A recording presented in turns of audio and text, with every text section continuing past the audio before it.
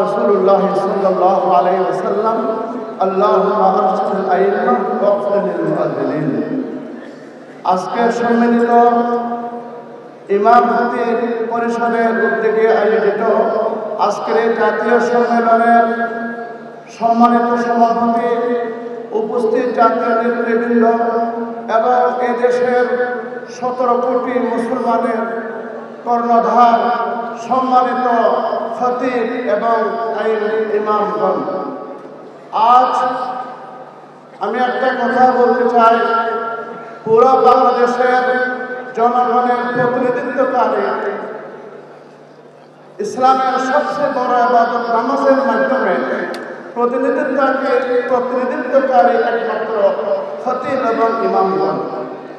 ওনারা আল্লাহর নবীর যে দায়িত্ব নায়েবে রাসূল হিসেবে আদায় করে আসতেছেন, ওনাদের জবানের মাধ্যমে সারা দেশের মুসলমান এবং জনগণের মধ্যে শান্তি শৃঙ্খলা এবং চারিত্রিক উন্নতি, হর রকমের অপকর্মের ত্যাগ করা, অপকর্ম পরিহার করা, সব কিছুর মূল চাবিকাঠি উলামায়ে কেরাম এবং ইমাম এবং খতিবগণ তাদের বয়ানের মাধ্যমে, তাদের খেতাবতের মাধ্যমে, তাদের ভূমিকার মাধ্যমে আজ দেশের মধ্যে রাষ্ট্রীয়ভাবে শান্তি নিরাপত্তা বিরাজ করছে এবং বিভিন্ন রকমের অপকর্ম দূর হচ্ছে।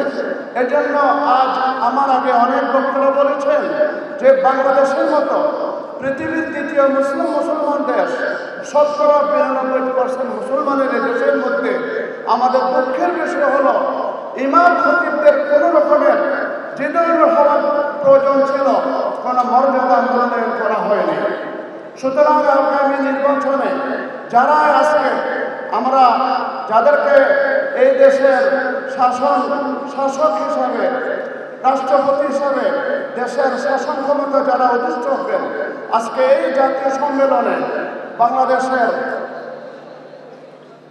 জনাব ভারপ্রাপ্ত চেয়ারম্যান জনাব তারেক রহমান সাহেব এই সম্মেলনের যোগ আছে, সংযুক্ত আছে। সমস্ত জাতীয় বড় বড় যা নাকি নেতৃবৃন্দ আপনারা আছেন, সবার প্রতি আজকে সারা বাংলাদেশের মুসলমানদের পক্ষ থেকে আমরা একটাই বলবো, আপনারা ক্ষমতা যাওয়ার আগে মুসলমানদেরকে, বাংলাদেশের 17 কোটি মুসলমানকে এই 7টা দাবি পালন করার জন্য আপনারা অঙ্গীকার করবেন ইনশাআল্লাহ। 17 কোটি মুসলমান আপনাদেরকে ভোট দেবে। এগুলি কোনো ব্যক্তিগত দাবি না, এগুলি দেশের জন্য, দেশের জন্য, সমাজের জন্য, রাষ্ট্রের জন্য অতি কল্যাণকর হবে। এ কথা বলে আমি আমার বক্তব্য শেষ করছি। বাংলাদেশের হেফাজতের আমির আল্লামা মুহিবুল্লাহ বাংলাবাড়ি দামাত বরকাতুহু অসুস্থ, ওনার পক্ষ থেকে আমি সারসংক্ষেপ কথাটা আপনাদের সামনে পেশ করলাম। আসসালামু আলাইকুম ওয়া রাহমাতুল্লাহ।